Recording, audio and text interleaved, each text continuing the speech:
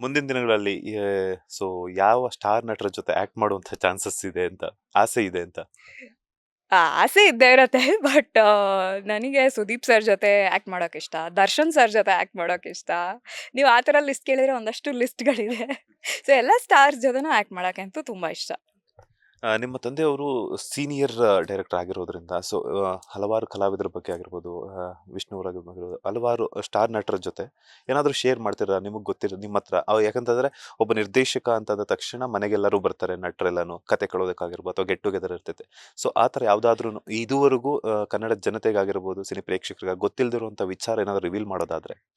Reveal ಮಾಡೋದಾದ್ರೆ ನಾನು ಅವಾಗ ಸ್ಕೂಲಲ್ಲಿದ್ದೆ. ಆಗ ಸುದೀಪ್ ಸರ್ ಬಂದಿದ್ರು ಮನೆಗೆ. ಅವಾಗಿನ್ನೂ ಸರ್ ಯಾವ್ದೋ ಸಿನಿಮಾ ಸ್ಪರ್ಶ ಟೈಮಲ್ಲೋ ಏನೋ ಹಿಂದಿನದಲ್ಲಿ. ಸೊ ಅವಾಗ ಬಂದಾಗ ಡ್ಯಾಡಿ ಹತ್ರ ಕೂತ್ಕೊಂಡು ಮಾತಾಡಿದಾಗ ನನ್ನನ್ನ ಕರ್ಕೊಂಡೋಗಿ ಸ್ಕೂಲಿಗೆ ಡ್ರಾಪ್ ಮಾಡಿದ್ರಂತೆ. ಸೊ ಅದನ್ನ ಒಂದಷ್ಟು ಸಲಿ ಹೇಳ್ತಾ ಇದ್ರು. ಸುದೀಪು ಡ್ರಾಪ್ ಮಾಡಿದ್ದಾರೆ. ಇನ್‌ಫ್ಯಾಕ್ಟ್ ದರ್ಶನು ಬಂದಿದ್ರು ಮನೆಗೆ. ಸೊ ನನಗ್ ಇಬ್ರು ತುಂಬಾನೇ ಇಷ್ಟ. ದರ್ಶನ್ ಸರು ಇಷ್ಟ, ಸುದೀಪ್ ಸರು ಇಷ್ಟ.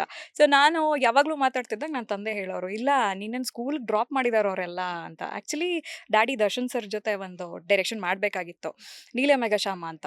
ಅವ್ರದ್ದು ಡೇಟ್ ಸಿಗದೆ ಇರೋ ಕಾರಣ ಸುಜನ್ ಲೋಕೇಶ್ ಅವರನ್ನ ಹಾಕೊಂಡು ಮಾಡಿದ್ರು. ಆ ಟೈಮಲ್ಲಿ ಹೇಳ್ತಾ ಇದ್ರು, "ನೋಡು ನಿನ್ನನ್ನೆಲ್ಲ ಡ್ರಾಪ್ ಮಾಡಿದಾರೆ ಅವ್ರು ಸ್ಕೂಲಿಗೆ" ಅಂತೆಲ್ಲ ಹೇಳ್ತಾ ಇದ್ರು.